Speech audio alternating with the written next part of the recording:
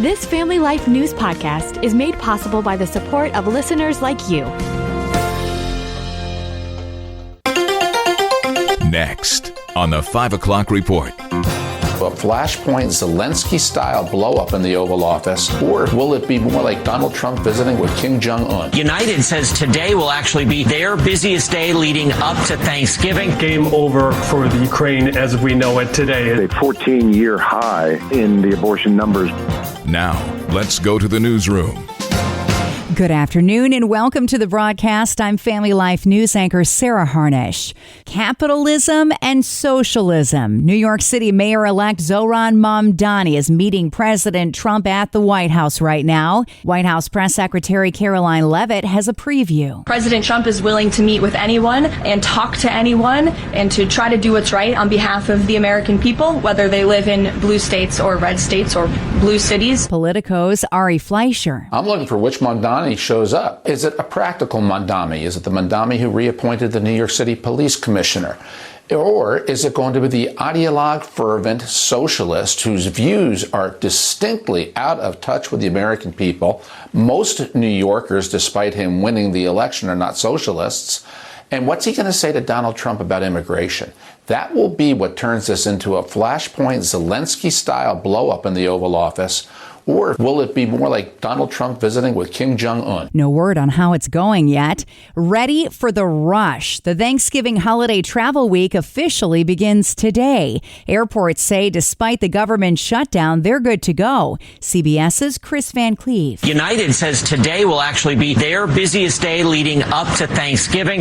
The Wednesday before Thanksgiving also very busy as millions of people are trying to stretch that holiday weekend just a little bit longer, perhaps making it a 10-day vacation. United says it plans to fly more than 6 million people during the holiday. That's up about 300,000 from last year, making it the airline's busiest Thanksgiving ever. American Airlines alone will have more than 80,000 flights in the sky over the next week and a half. The FBI has concluded the alleged Trump shooter Thomas Crooks acted alone after an unprecedented global investigation.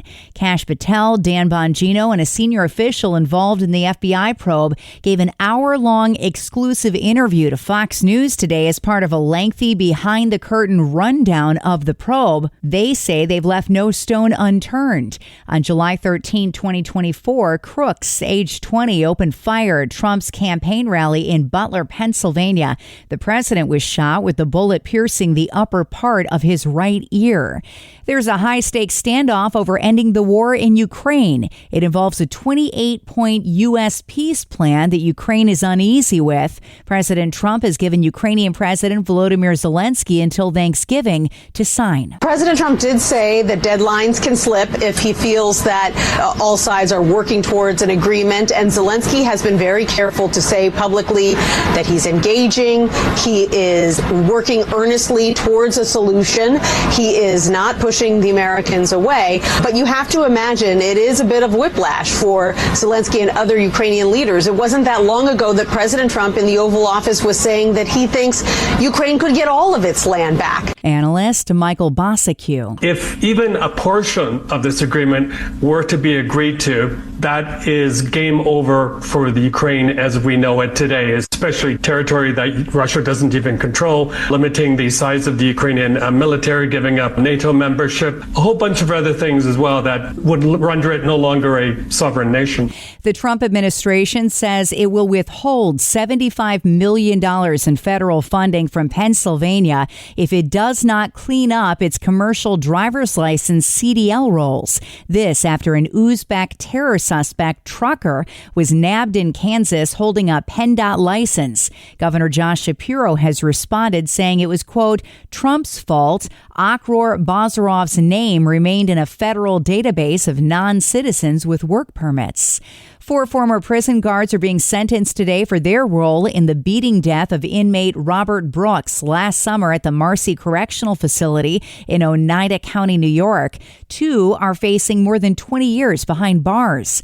2 others will get less time. A total of 10 officers were charged.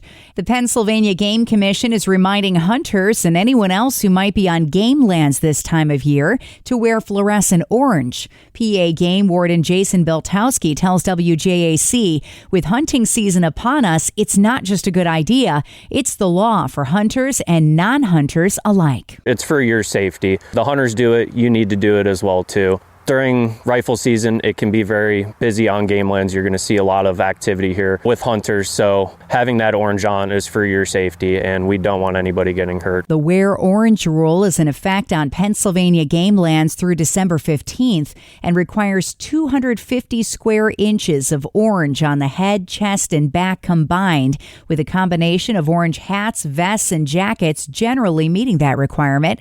The rule also applies to horseback riders as well as dogs that may be accompanying you. Non-compliance with the orange rule could cost you some green, with fines ranging up to $200. While next Thursday is Thanksgiving Day, an area church made this Thursday a day of Thanksgiving for the community. Alcott Beach Church in Niagara County, New York held its annual community Thanksgiving dinner, along with a peanut butter and jelly drive to help fight local food insecurity. Pastor Brian Scott tells WIVB. For a lot of people, it's not a good time of year.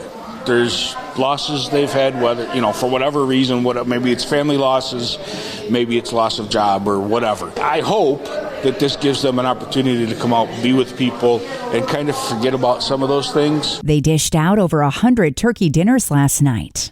And for the third year in a row, the cost of Thanksgiving dinner is down. A big reason for that is a drop in turkey prices. The American Farm Bureau says this year, a dinner for 10 will run you about $55. That's down 5% from last year. Still to come on the 5 o'clock report, the state of abortion report broken down in Pennsylvania, illegal immigrants driving trucks, and health care in New York. But weather first. I'm Kevin Williams, and here is your Family Life regional weather forecast for tonight. Mainly cloudy skies, a stray shower in the southern tier of New York. There'll be some rain at times across the border into Pennsylvania. Low temperatures ranging in the 30s and low 40s. For tomorrow, clouds, a break for some sun. There could be an early flurry in western and central New York. High temps into the low to mid 40s. Sunday, mostly cloudy in New York. Couple of rain and snow showers. Clouds, limited sun in Pennsylvania. High temperatures Sunday in the 40s. Thank you, Kevin. It is Friday, and that means a check-in with our Capital Connection crew. Michael Gear with PA Family, Jason McGuire with New York Families, and our own Bob Price. We start with an abortion report. Let's listen in. Michael, I want to begin with you, hot off the presses, the 2025 State of Abortion Report. You've been putting out this report for the past several years. First of all, tell us why you do it, and then, if you would, what were the major themes in this year's survey? Well, we do this report to alert Pennsylvanians as to the continued prevalence of abortion in our Commonwealth. And what this report reveals this year is a 14-year high in the abortion numbers, due in part to the increase, especially of dangerous chemical abortions. They're called medical abortions, or the abortion pill, which are available online and ubiquitous in so many different ways and very dangerous, creating lots of complications. We also looked at the continued failed inspections that are happening at some abortion facilities, guidelines that were put into place in Pennsylvania after the Kermit Gosnell abortion clinic scandal, and yet we still continue to see failures in these inspections. Read all about it. It's online. Jason, Governor Hochul has pledged $35 million in funding for Planned Parenthood. Why is she bailing out the nation's largest abortion provider? Well, the governor will portray this as a contrast with what's happening at the federal government as there becomes greater restrictions on using dollars to fund abortions. The governor says we're simply just filling in where the federal government is falling short. The reality is, though, that this is a political base for the governor. And so if the governor fails to come through for Planned Parenthood, they may fail to deliver for her in her 2026 election. I want to talk about an issue we don't a lot on this program, and that is illegal immigration as it pertains to big rig drivers. This was a big story in both New York and Pennsylvania this week. Michael, there was a 31-year-old Uzbeki national with ties to terrorism that got a commercial driver's license in your state over the summer. The Pennsylvania Department of Transportation issuing this driver's license. A lot of folks want to know, how was this allowed to happen? It was not only just a driver's license, but a real ID driver's license. So this person should not have been granted this at all in Pennsylvania. What's interesting is there's a lot of finger pointing going on right now in Harrisburg. A group of state senators asked PennDOT for an explanation, not just only on this case, but actually a letter that then went to the PennDOT about 17 CDL drivers that were part of an arrest in Oklahoma, all of whom got their driver's licenses, their CDLs from Pennsylvania. They're asking Governor Shapiro, how did this happen? Something is falling through the cracks. Yeah, a lot of finger pointing at the previous administration as well on this one. I thought it was an underreported story in New York. Almost 40 illegal immigrants rounded up by Border Patrol agents at thruway rest stops from Syracuse to Buffalo. These guys also, Jason, had commercial driver's licenses.